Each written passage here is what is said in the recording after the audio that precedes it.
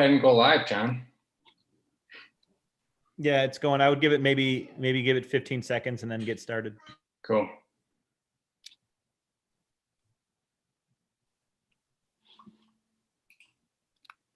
All right. Hi, everybody.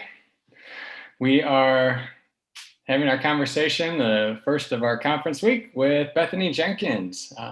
We've been talking about this and really looking forward to our conversation with her to talk through redemptive work and what working with Christ, participating with him in the redemption of all creation, what that kind of looks like. So we're excited for our interview with her. Thanks for joining us. And for Bethany, thanks for your time and for joining us for this conversation. We really appreciate it. Oh, I'm so glad to be here. First of all, because, oh my goodness, where else are we today except on Zoom? So glad to be here with you guys versus just at home. I know, right? Everybody's kind of zoomed out, but exactly. You're in Pensacola, Florida. It's pretty easy to it's true. It's have true. a conversation like this. So I figured we'd start, Bethany, by why don't you just tell us a little bit of your story? Tell us some of the various occupations you've had, the career paths that you've pursued, and kind of where you've come from. Yeah. I think that a lot of us grew up with ideas of what work is from our parents, if we have parents involved in our lives. And I'm fortunate enough I do. So I have a pretty fantastic dad who both of my parents are both first generation converts to Christianity. So they both became Christians in college. And so they didn't necessarily have a robust faith about their work. But my dad very much pursued. My mom stayed at home when I'm the first child. There's three of us. And she stayed at home working since I was born. My brother, my dad worked. He was a lawyer. My grandfather was actually a farmer, a home farmer in Illinois, as well as he did his own cabinet work and woodwork. And my dad kind of took on his responsibilities until in his early 20s, he was sued by someone. And he was thought that was so ridiculous that he decided he needed to be a lawyer because his lawyer was so terrible. So he actually went to law school, took the LSAT without telling my mom, which was an issue itself. But anyway, went to law school when he already had two kids, actually. So my dad kind of raised us, a lot of people who end up in working in full-time Christian ministry, or sometimes I call professional Christians. They often have parents who led them to that profession. I very much did not. So my dad was an attorney. My mom's dad was in business. My grandfather on my dad's side was a farmer, woodworker. And so I was raised, even from a young age, valuing all kinds of work. Woodworking, lawyer, traditionally what people might call white collar work, blue collar work, and also stay at home work. And so that was how I was raised. My dad very much taught me, don't close doors. So always apply to if you can double major in college, double major. I remember talking to him in college and saying, I really liked Spanish. I had taken Spanish since I was in 7th grade. And I said to him, that doesn't make any sense. Why would I major in Spanish? What would people do? And he said, don't worry about what you're going to do with it. If you like it, you may end up in a job doing something you like doing Spanish. Or if not, you get good grades and you can apply to grad school. So I thought that's very much what you might tell an 18-year-old to do. So I ended up doing, studying Spanish, international studies. Like a lot of, I think, seniors in high school didn't know what they do after that. And so I was decent at school. So I thought what a lot of good students tend to do, go to grad school, which I actually regret. I never tell college graduates to go to grad school. You don't know what you really want to do. You're kind of wasting money. It's probably not the best thing to do. But I did. So learn from my mistakes, I guess. So I wound up in DC working for and doing grad school in DC. And I ended up working as well on Capitol Hill. So for now, he's pretty famous. He's Joe Scarborough, Morning Joe. And that was my first boss. He's now on MSNBC in the mornings. And I really loved it. I was an intern first. An intern turned into a full-time job. He then left Congress. I was in DC on 9/11, which was very interesting to be in Washington, Capitol Police evacuating you. And then he left. I ended up working for another member of Congress. And then a woman who was she was a ambassador to Morocco. She came back from Morocco to be an undersecretary of state. This sounds really fancy, but at the end of the day, John, somebody said, "Oh, I think you'd like working with her. I'll put your resume on the top of the pile," because it was a friend of a friend from church, actually. And my resume was printed on Target paper. And the entire interview, we almost talked about Target and how much we love Target. So like, it's always sounds fancier than it really is, actually. So my interview, we talked about Target. She hired me. And then at the end of the day, I was 27, moved to New York. She actually got a job at New York. She asked me to come with her. I also think vocations very much have a part of what your personal life is. You're married, you have certain realities. Those limit you in some ways, positive and negative.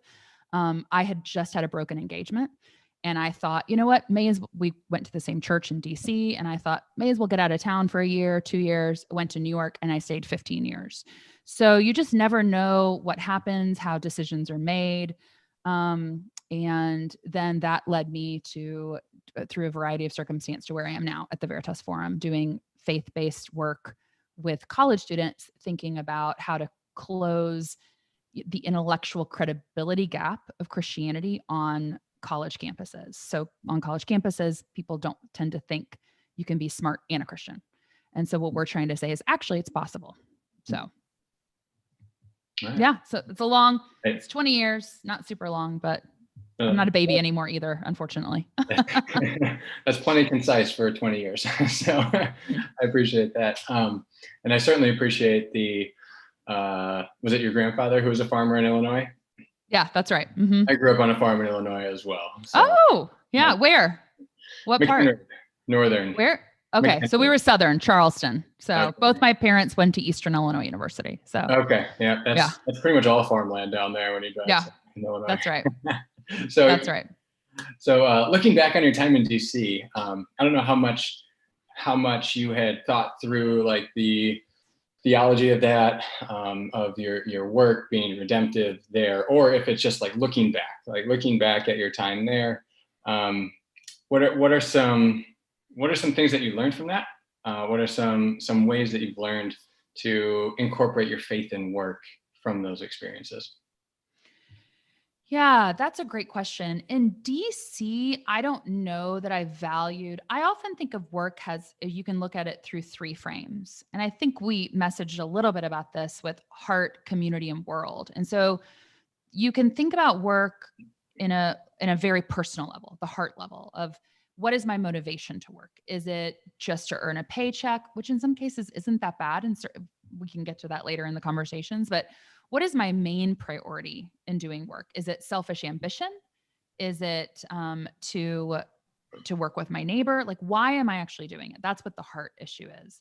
And so that's where you think about idols. Like, what are my idols? What are the reasons I'm doing things? Am I trying to make a name for myself? Am I doing something important so that I can sound important? There were definitely times when I worked, I had gone to in DC anyway, a relatively unknown college. And so there were many times I felt pretty insecure in being in DC when I would meet, people who had gone to Ivy League schools and very elite kind of places. And I hadn't gone to one of those places. And so there was definitely some struggles I had with feeling like I didn't fit in. And so I struggled a little bit in those areas. And so that would be the heart issue. Community is thinking about how does my work love my neighbor? That was a little more prevalent in DC, setting aside, when I worked in DC, this was 1999 to 2004.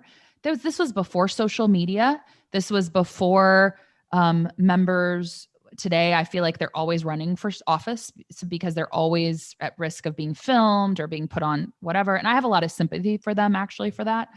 But this was before all of that. And there was a pretty high standard of wanting to be a public servant. No, even working for Joe, who now is, he's made a name for himself and gone on to media. None of my colleagues wanted to go into politics. None of them had selfish ambitions. All of us felt like we really were public servants. And so thinking through, your job in terms of how am I loving my neighbor? Am I the client you're serving. If you're a teacher, the student, you're reaching out, the student's parents, in some cases, especially now in COVID, you're probably dealing with a lot of parents. So thinking about who is the neighbor I'm serving, and really those kind of accomplish the first two commandments in some ways. Love the Lord your God with all your heart. That's the idol part. And then love your neighbor as yourself. And so really work is like a way you can really think about how do you express the two great commandments. And then the third would be, if you're really tracking with the first two, is the world piece. So heart, community, world. And world, I would say, is, I went to law school, and so my examples tend to be a little bit legal, but God doesn't just care about lawyers. He also cares about just laws.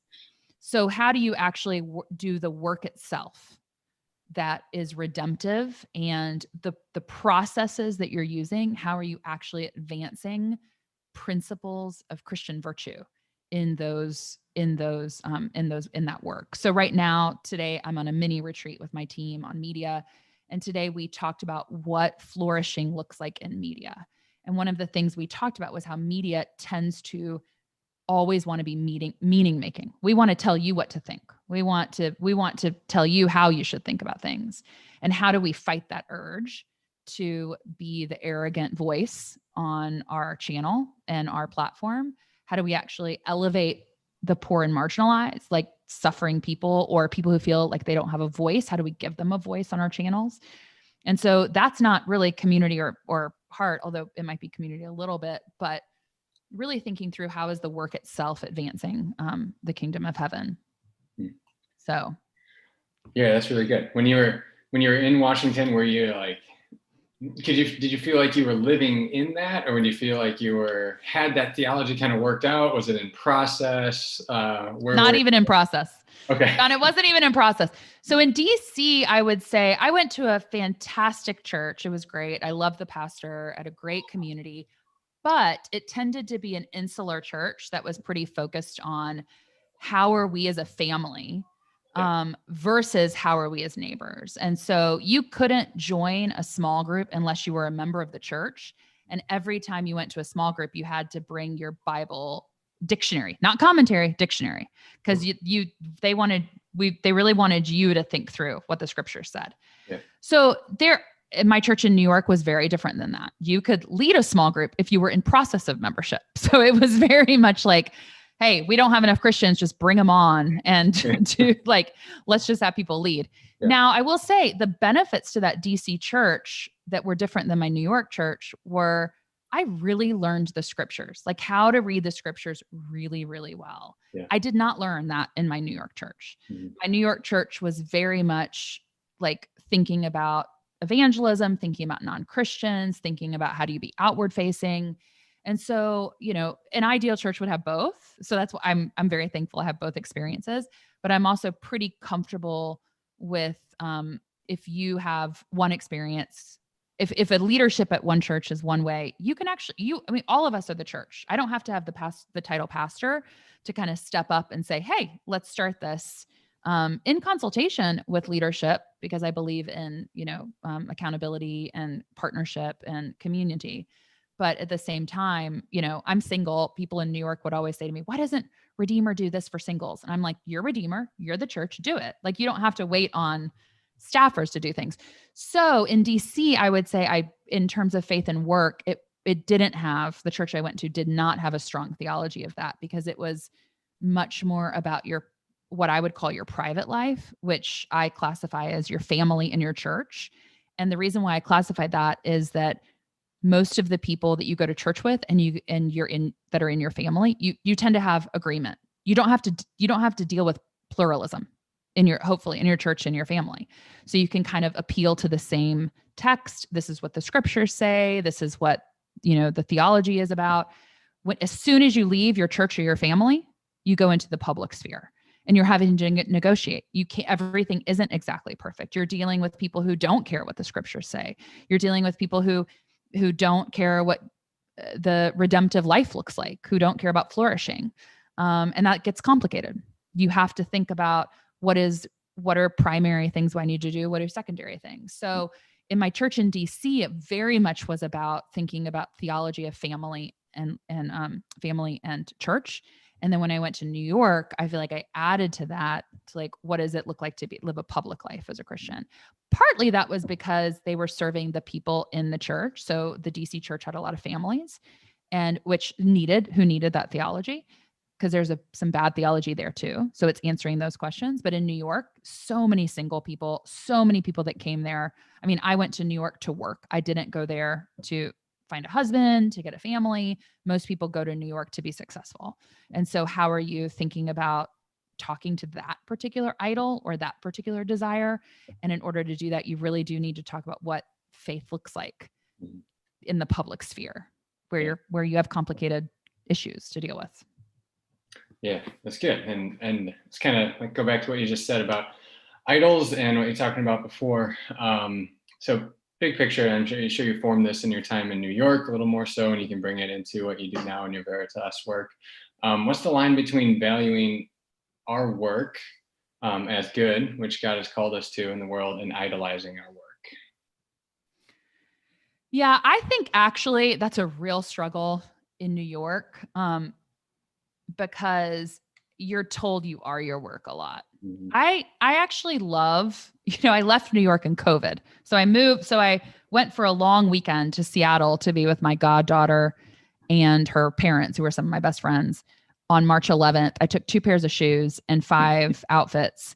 And by May, I was calling movers to move me out and friends to help me. And I never went back. So I haven't been back. Didn't pack to move myself out, nothing. And so it's been really interesting to, especially this year, live in the kind of 2 different realities of what that looks like in terms of, anybody in New York who idolized their work is experiencing something drastically different in 2020. And one of my friends wrote a book. Oh, of course, I'm forgetting what it's called. God at Work, or anyway, his name's Sebastian Traeger. And he actually talks about being idle, IDOL, and idle, IDLE at work. And those are kind of like the 2 temptations between idle and idol. Very confusing when this is audio. Yeah. But the idea he has there is that we kind of go back and forth. And the Thessalonians, I just did a talk with a group of women a couple weeks ago where the Thessalonians really dealt with idle, IDLE. Like they were like, oh, the Lord's coming, we don't need to work. Like, everything. Their theology was so robust, or so they thought. This is 1st and 2nd Thessalonians, that they just thought we don't need to give over to today's everyday life because the Lord is returning. It doesn't matter. Isn't the most important work evangelism work? So you can have an idol of Christian work. Like this is not about like, oh, an idol just about your secular work or whatever that means. But anyway, that's going behind the question a little bit. But that's good. That's my next question. But oh yeah, exactly. Getting there. So I think anytime, and this is, Tim Keller talks about the 2 tests you can do to know if something is an idol. It's called your daydream test and your nightmare test. So if you find yourself daydreaming about something, you probably love it too much. If your nightmare, oh my gosh, if I lost this, what would happen? That's probably an idol too. So it's both, do you overvalue? Like it's both of those questions kind of, or do you overvalue it a little bit? And so, I'm single. I'm clearly the breadwinner in my household. So I very much value having a job. So I think it gets hard to actually discern that a little bit, but you have to, and sometimes circumstances force you to have to deal with it. I just got an email from a friend who is a lawyer, and their company, big company, went through layoffs and he was laid off. Dealing, like it's forcing him to deal with some of these questions and uncovering some of that. So I think in some ways you can anticipate some of those idols, but I think sometimes the Lord has to take it away before you know whether it is one. And I pray that he doesn't have to take it away for me to realize it.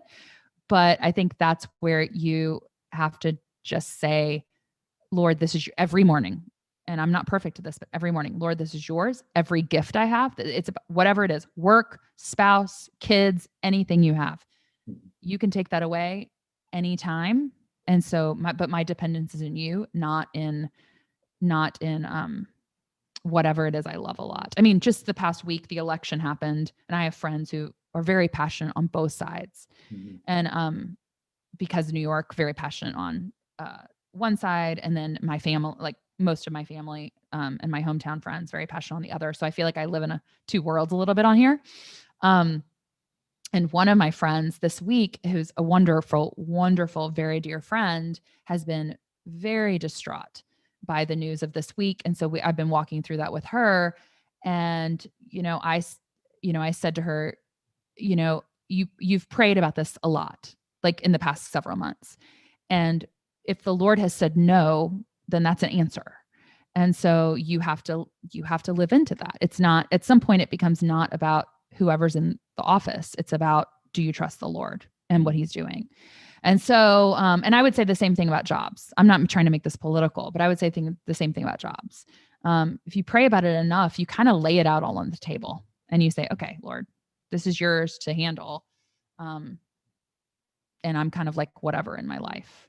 I don't know if that makes much sense, but no, I think that's really good. I think what you said about how we can think about it properly. We can at least think that we're thinking about it properly and have the right theology going into it. But until we walk through that, I don't know that we can really know. And I think when we do walk through, in this instance, for the loss of a job or a failure at a job or some startup, that's when we're really forced to wrestle with some of these things. And we could dive into a whole theology of suffering and how that forces some of these questions. Yeah.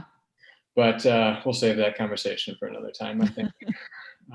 But I think you're absolutely right about that. So you mentioned before about how our religious work, like the work that we do for God, and sometimes there's this kind of stark dichotomy between the religious work that we do and the quote unquote secular work that we do.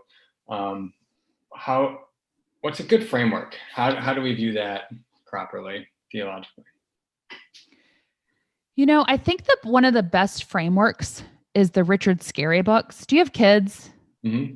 Okay. Did you ever get them? Like what do people do every day? Like the Richard Scarry books with the animals, the mouse. Do you know what I'm talking about at all? I could probably go get it. Cause I actually, I'm old enough to not to have, I don't have kids, and I'm old enough to not to have children's books, but this is one children's book I actually have. So, but the whole thing is you wake up, it's almost like, in Beauty and the Beast.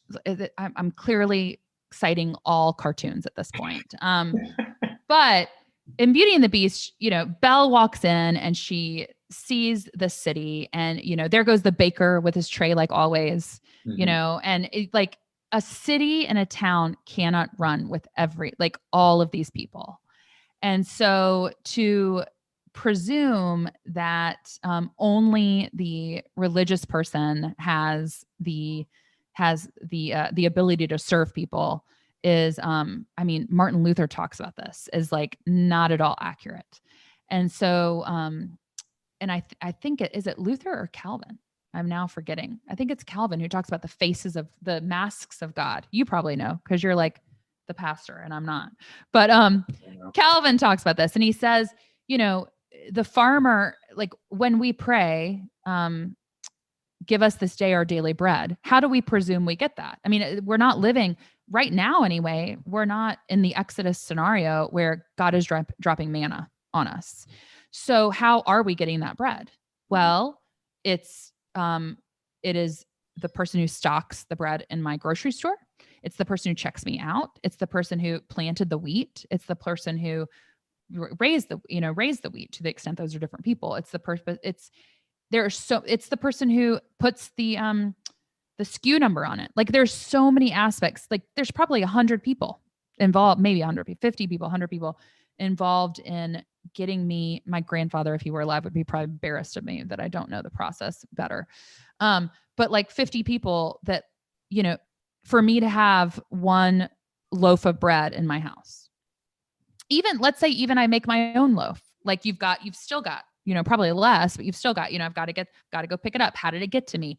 We don't naturally grow certain things in Pensacola, Florida. You probably don't naturally grow Florida oranges or grapefruit. So how does it get to you? How are you getting that daily bread? How is God answering that prayer in the prayer that Jesus taught us to pray. How is he doing it? It's through me and you. Or through people like us. It's through human beings who are getting it to us. And so to elevate any one vocation over another, I think is actually spiritually a little bit dangerous. Now, granted, the Lord does call teachers to a higher standard. And I do believe there's reasons for that. And, somebody may spend about 2% of their time. They've got a family, they've got kids, they've got another job. They're spending 2% of their time able to research theology. But, it's kind of the pastor's job to help them think through, what does that look like in your life? And so, but the average person who's thinking about all these things and the value of their work, they are, as Calvin would say, the masks of God, loving their neighbors through and fulfilling his prayer for them. And for that to be dismissed elevates spiritual work in a false way. And that's kind of what Calvin talks about, is it's a farce, is what he says, basically. So yeah, I think it's really important for us to like zoom out regularly, like you're just describing, to the whole steps of how we have something like bread. And I'm with you. I don't know how it's produced. And I grew up on a farm. Well, thank you. I should probably thank you for that.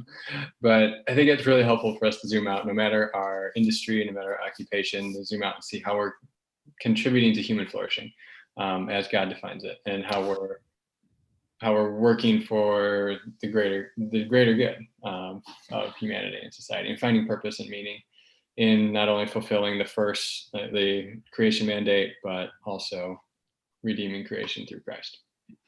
Well, and I would even, one of my friends, he tells this story, and I actually wrote about this on Gospel Coalition. So I'm going to get the numbers wrong, but if you want to read the full story, you can go to Gospel Coalition and you can search my name, Bethany Jenkins, and Ed Moy.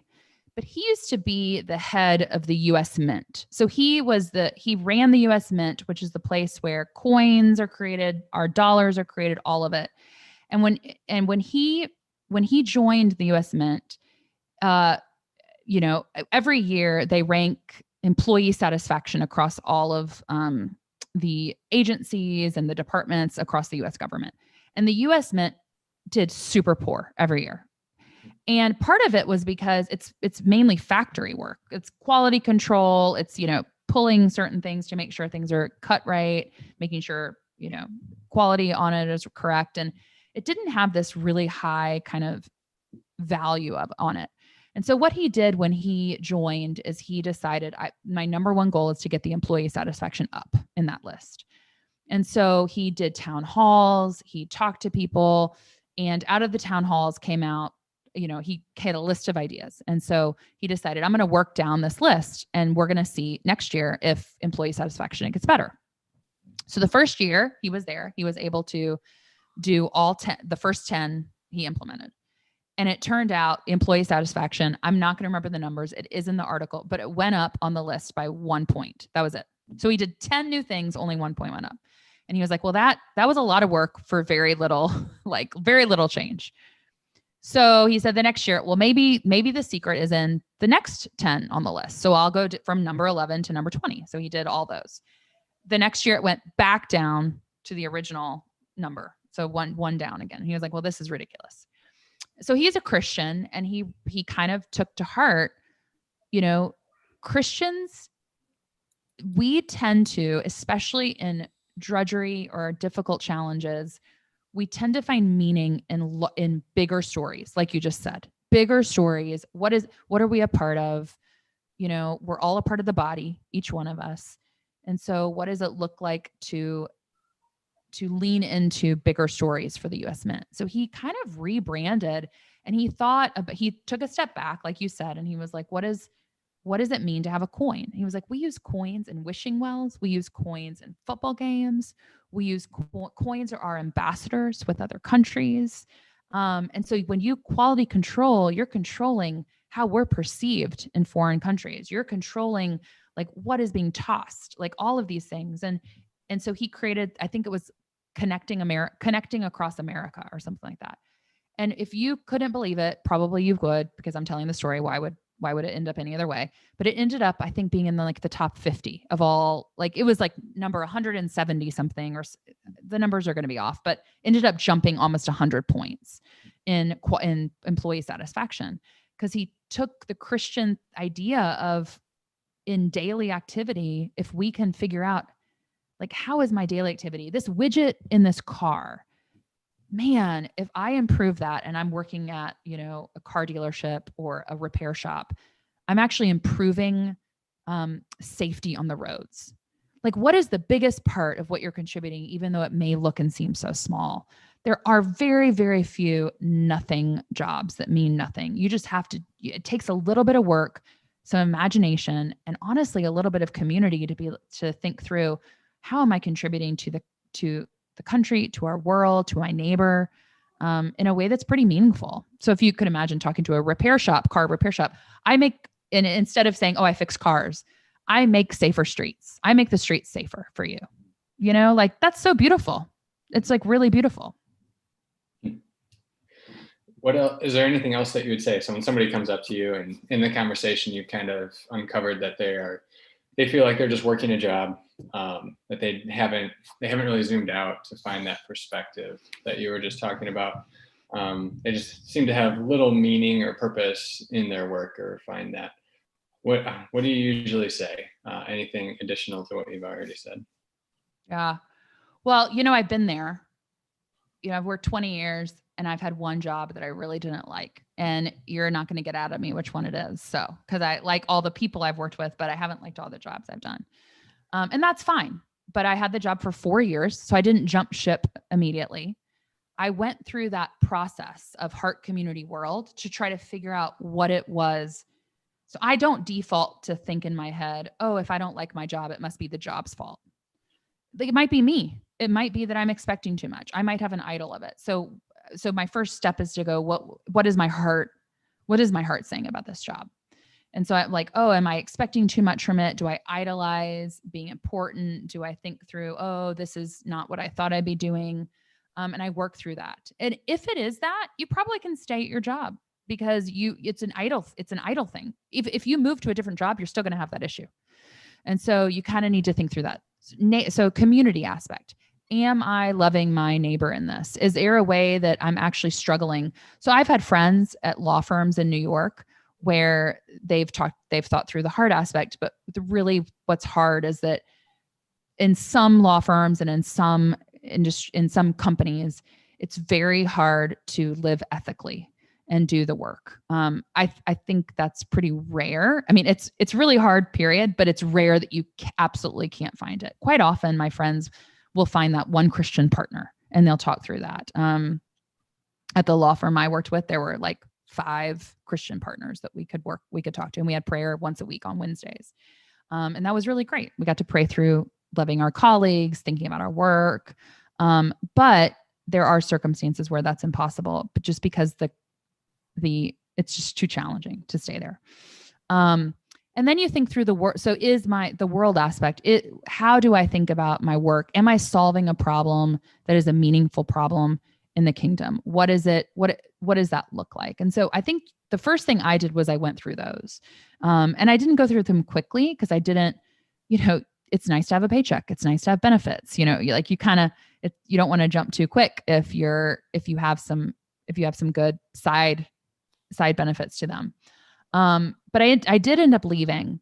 And I think that one of the challenges, and I don't know, I'm sure you have people of all ages on your, in your church, but one of the challenges for younger people is there is this mentality of what this guy calls passion first mentality. First, I have to find my passion, and then I find a job that fits my passion. Now, this may be gone because of COVID and a recession. So you might be like, I just need a job. I don't care. But it used to be, I think what they might be struggling a little bit with, what does that look like? And I got to be honest, John, I don't know you until now, but pastors tend to not understand this part, because they feel like they're working their passion. And so they don't really understand what it means quite often to have a job that you that you paint, that you pay, that where you're doing it for a paycheck. And it's not necessarily, that's not a bad motivation. We're called to, not have debt. We're called, like, there's a lot of good reasons to do certain things like that. But so this isn't about you at all when I say this. So even when you did that heart community world, I think that's a good framework to start thinking through that.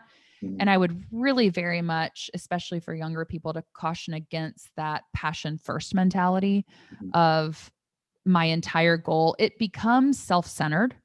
So you end up working towards, am I happy versus am I, anybody who really wants to figure out, there's this guy named Cal Newport. He's a professor at Georgetown, and he wrote a book called So Good They Can't Ignore You. And the subtitle is Why Skills Trump Passion in the Quest for Work You Love. And he talks about how you need the 3 key ingredients to having work you love is, and I have adapted these to be alliterative because he doesn't make them alliterative, although I'm like, that was a huge missed opportunity. But he talks about control. You have control over the work you're doing. So you feel autonomous. You know exactly what metrics you need to hit. That makes you happier because you're not being micromanaged. Number 2, connectedness. Do I feel connected to my colleagues? Do I feel connected to the mission that I'm doing, the organizational, like, company, like the work that I'm doing? Is there a connectedness that I feel in that? And then the third is control, connectedness, and competence. Am I good at what I'm doing? Do I have the skills? If not, what do I need to grow in? And so those are the 3 things that, honestly, research shows people who tend to like their jobs have those 3 things in common. So it's way more important in some ways than, are you passionate about it? Now, you can be passionate about it later, but passion is almost a product, not a prerequisite for finding work you love. So my example is, like, I took piano when I was little for many years. And before you get good and you have fun, you're doing the scales. Scales are not fun. Like, all of that. And so what ends up happening is it takes years before, Malcolm Gladwell would say 10,000 hours. Research shows a little bit less than that. But point is, I didn't have fun until I could play on my own and play duets and memorize things and create stuff. But it takes a lot of hard work putting in the early years of just getting good at the competence part. And once you got some of those skills, the competence, then you increasingly got control. I'm not going to give my direct reports control over what they're doing until they know what they're doing. And so it's like this dance a little bit. So. Yeah, that's really good. And I definitely resonate with the alliteration of points. I know. Like, that's what you got to do, right? I know. Totally. He calls steer away from it because it's too cheesy, but that works. He calls competence mastery is what he calls it. And he calls control autonomy. And then he calls connectedness relatedness. But I really like mine better. So it's good. I keep it. A little more memorable. Yeah. It's good. They're both, it's a good framework, and I really appreciate that. And that was, yeah. And to what you said before, actually what inspired me or convinced me to go to college in the first place. And I originally went to college for physical therapy. My bachelor's degree is in physical therapy. What convinced me to go was I worked wood flooring for a few years. I was like, this is really hard. I'm going to go get my degree. And then eventually went into bachelor. So, all right, that's all the questions that I got for you. Let's see, Louis or Jim, do you guys have any questions? As Bethany was talking, did anything come up that you guys would like to ask her? I can't see y'all, so if you want to turn your camera back on. There he is. Hey, Louis, go ahead, man. Hi, Bethany. Nice to meet you. Nice to meet you too. John's been teaching us quite a bit on this redemptive life, and a couple things that I've listened to kind of surrounding that over the last year or so. And I've been kind of a student of Tim Keller a little bit from the sidelines over here in Wisconsin, but I'm just curious on how do you communicate to people, like, what resources in Christianity help keep Christians going and keep focused? And I like how you came up with heart community and world. I kind of like that. But are there any biblical references or any high level ideas that kind of help you keep grounded or help you teach people to stay grounded so they don't get lost in the weeds? Oh gosh. Yeah. I mean, I actually messaged, can you hear? I actually messaged John. I was like, which framework would you like? And it was like a list of them. And so for me, Heart Community World is really great when I think about the comprehensive nature of sin and redemption. And so sin affects everything, and redemption is too, so how do you think about that? Another book that I'd recommend would be Creation Regained, which is Al Wolters. And he talks about a very well-known reformed kind of framework of creation, fall, redemption, and restoration. But in my mind, he does it the best in terms of faith and work. It's not just a theological aspect that he's thinking about. He actually does a really good job in talking about those for the narrative of the gospel, with a lot of examples that are very much faith and work. Another thing I think about is that like Calvin and Luther. So Calvin, if you read some of Calvin, he talks a lot about work as worship. So it's fulfilling that first commandment. How do I love the Lord, my God, with all my heart, soul, and mind? How do I do that through my work? Luther is very much about how do I love my neighbor? So he's a little bit more focused on the second. I don't think of them as intention. Some people, I think, over exaggerate that. And by the way, this is like you say, you're a student of Tim Keller. This is literally a conversation Tim and I have had. I'm like, how can you help me understand Luther and Calvin together? And so he was like, Bethany, they're not intention. They're two different tools in a toolbox. You kind of can use them so I've used Calvin when I've loved my job and I'm like, oh, how do I think about work in these different ways? And when I haven't loved my job and I could not see any way that it was a really, like, I didn't feel worshipful. I really leaned into that loving my neighbor. And so thinking about Calvin and Luther as like two different tools in a toolbox, depending on your circumstance. And then I also think a lot about with discernment changing and all of that. I very much heavily lean on Cal Newport, who's not a Christian, but at Georgetown, his research is really great. Dave Evans, who is a Christian, and who co-wrote Design Your Life. It was a New York Times bestseller. If you need it, I'll send this to you. He has a Christian companion PDF about discernment, and that he wrote himself. It's not, I love him. He talks a lot. He's very verbose, but it's amazing. So it's a Christian companion, but it's kind of a mini book. But it sits alongside that thinking about how do you make discernment. So I would say, you're always making choices, even if you choose to stay. I don't know if you guys have gone through that, but like, you don't like your job, but then you need to go through kind of like that exploration phase. And you're like, actually, I like my job more than I thought because of these other options that are pretty bad. So that's also a discernment phase to stay, if that makes sense. So I've done that too. I really like what you said about Calvin and Luther there. Sometimes I feel like I'm doing it. I'm having a fun time doing my job and I'm in the worship mode. Thanks, Lord. Everything's going great. And then there's times where like right now I'm going through a rough patch at work right now because things are terrible and nothing's going great. And man, I really feel like maybe I should love my neighbor because everybody's in the same boat as I am. And I try to be the upbeat person in a room. And sometimes it's hard though. Sometimes it's hard. Yeah, totally. It's very hard. It's very hard. Yeah. No, thank you for that. And it's also hard too, because you can't talk to anybody about it. Like I didn't talk to anybody about it when I didn't like my colleagues, because I didn't want to bring people down. And so I had to talk to like one-on-one, confidentially, friends and things like that. Cause you don't want to, if you really want to love your neighbor, you don't want to be fake, and I'm not fake. Yeah. But you don't want to be a downer either. Exactly. And you don't want to be a gossip, and you don't want to be that. You want to be that salt and light, even in a bad work situation. Yeah. So. Yeah. No, thanks. That's pretty wise. Thank you for that. Hey, Bethany, it's Jim. Can you hear me okay? Yeah, I can hear you. Okay, great. You won't be able to see me because I'm operating on my iPad with my Wi-Fi and no power. So I won't give you the Blair Witch Project look on my screen since I don't have any power. But thanks very much for spending time with us. I definitely resonate with a number of things you're saying. And I want to take us back to the conversation you were doing earlier where you said, like the parents generationally had a lot of separation, right? There was the work is work and church is church and stuff like that. And I think for some folks who have lived through that, they kind of know they're not supposed to do that. And they get the theological basis of redeeming creation and, redemptive work of creation. I think they get that, but I'm trying to help them make it a little practical, because I think there's still this idea that bringing my faith to work means that I have to be an evangelist.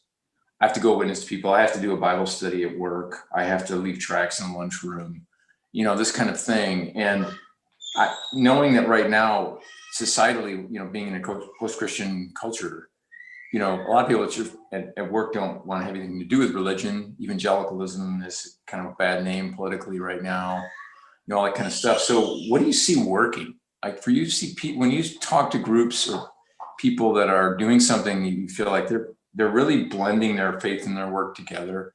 They're bringing down these walls. Like any trends you see, any, practical tips you see that people do that work well, other things like that. Be very open to hearing ideas you've got on that. Yeah, I think that's great. Can you take one? I got a puppy and he was neutered on Friday. I got a COVID puppy and he is, for the third time now, being like, please let me out. I'm getting mad. So just, let me just 1 second. I'm so sorry. That's okay. That's awesome. I mean, it fits with my day, John. So this is okay. I have no power. You can't see me. And and now we have, but that's okay. No, dude. I feel like this is just COVID. Do you know what I mean? It's 2020. Nothing can happen that hasn't happened as far as I'm concerned. He's like kind of getting mad, and I was like, I'm so sorry. Oh, good. That's totally good. Don't worry. And he has this big cone on him, as you probably know from Cone of Shame. I know, cone of shame. So first of all, I think sometimes the faith and work community discounts the call to be an evangelist. I think sometimes it's like it actually overemphasizes. No, it's more than that. But it's really beautiful. If I really love somebody, it's really beautiful to share the hope of Christ with them, right? Like it's not. Like I remember one of my best friends in DC. We worked together, and at one point, now this was years ago, and I'll get to the how it's changed in a little bit. But, she said to me, Bethany, it never offends me when you talk to me about Jesus, because that actually tells me you love me, because if you didn't love me, then you wouldn't care.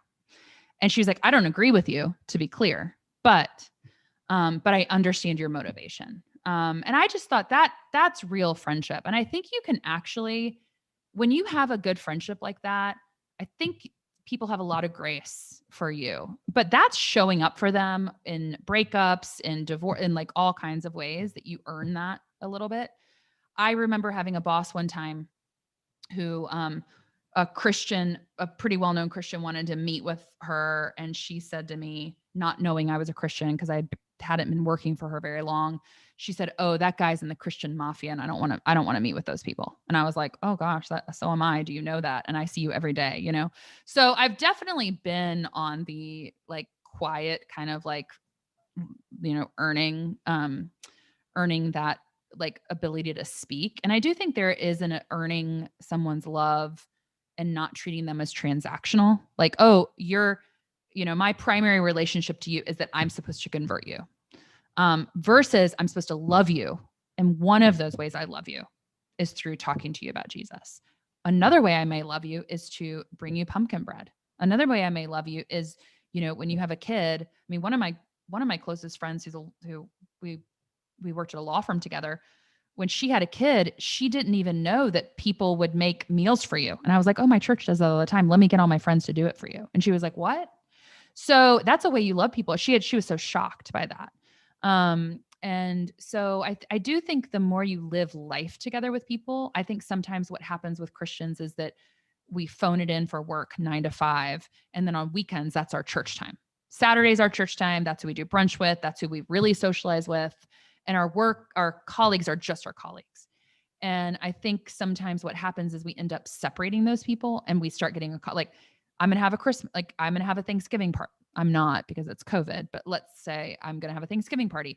I just invite church people because I don't want to make my colleagues uncomfortable, or vice versa. I'm going to have 2 different parties.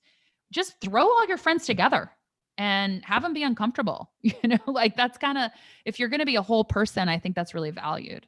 And people who really love you are going to want to know your friends too. So I do think I mean, I never felt it was super appropriate to talk about my faith in the context of my desk and my work itself. But I mean, I also will say my sister, I mean, this is where I'm speaking in the context of New York and DC. My sister-in-law is an ag teacher down here in Pensacola. She talks about Jesus all the time. Everyone knows it. And she invites so many people over for vacation Bible school. They did like their front yard for vacation Bible school. She's unashamed about it. So I do think you have to take cultural realities into consideration. And that might even be neighborhood by neighborhood, not just city by city or state by state. So I think, you know, I had a pastor one time tell me, you know, in the New Testament, it said, greet each other with a holy kiss. And of course you're like, well, and me too, I'm not sure that's the best idea. But his point, what he said is how you interpret that is you kind of go as far as the culture allows you. We want to be the most affectionate, and some Christians want to be the most affectionate. And whatever that may be for you, be more than you might be comfortable with a little bit. And so that's what I would say with evangelism too, that, you know, you kind of, I don't think pushing the envelope for your own comfort is like that bad. And I'm saying that as someone who I was really uncomfortable and like only spoke about it with people after I got to know them outside of work. So, but I think pushing the envelope for your own level of comfort is probably pretty healthy. So you want to be able to take meaningful risk, if that makes sense. And risk is sometimes, you know, I wouldn't say take unmeaningful risk or be a jerk about it or be like, oh, you're going to hell. I wouldn't tell my colleague that. I mean, you might even get sued at some point, especially if you're talking to people who are less senior than you. But yeah, I don't know. What are y'all's thoughts?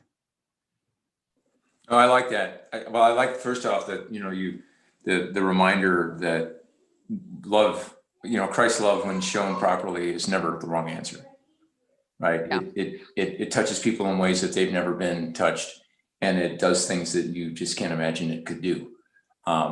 And when we go into the strategy that way and lead that way, I think good things happen. But when we go in thinking, these are my projects that I need to help and save them from the fires of hell, which is true, right? There's an element of truth in that, but I think that's the strategy that people are generally pushing back against, which is the church a big bullhorn telling them all the things they're wrong about, as opposed to telling them that, hey, God loves you and let's go do that. Yeah. And just inviting people along. Be like, oh, come with me to hike. Me and my friends on the weekend are hiking. Do you want to come? People are pretty lonely. I mean, in general. And if you don't have a church, I don't know if you've ever read the book Bowling Alone, but Bowling Alone, Putnam, he's like this Harvard guy. It's an older book, but one of the points he makes in the book is he talks about how people now bowl alone. It used to be bowling leagues, and a lot of stuff was founded. If you look, Girl Scouts, Boy Scouts, this was founded years ago, and some of these things no longer exist. And so people have very few social communities that they can be a part of.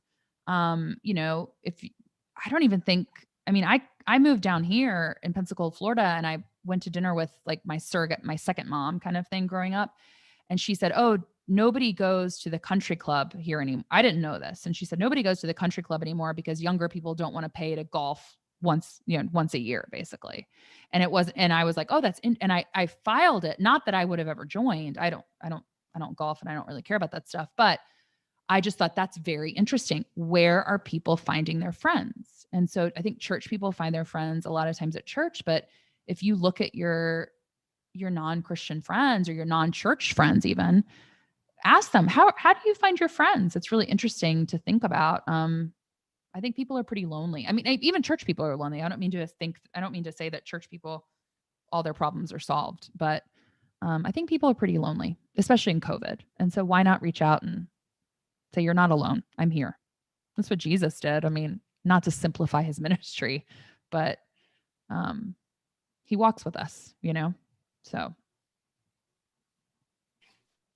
I think that's really good. And I think it kind of comes back to what you said about being a whole person. So like, if Christ has redeemed your whole life and all of you, that doesn't stop at the door of church on Sunday. That continues on into Monday. It continues on into your recreational activities that you can do and invite other people along with too.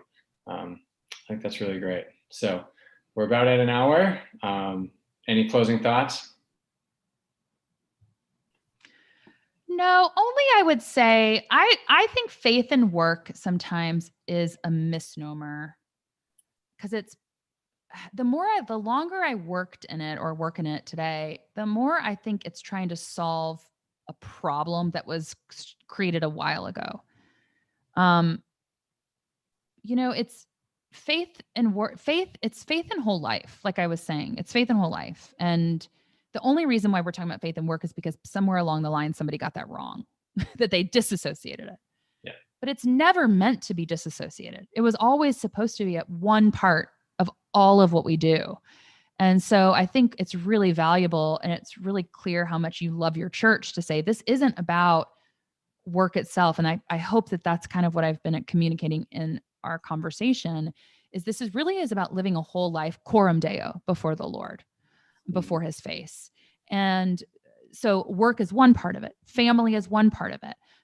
And church is another part of it. And my neighborhood is another part of it. And I'm a citizen, that's another part of it. And all of these things are a part of it. The problem is we've totally excised work as a piece of the pie. And I'm so thankful for churches like you guys that are saying, no, let's bring it back into it. But it is really trying to solve a problem that should have never been, if that makes sense. It's not a new thing, if that makes sense. Yeah.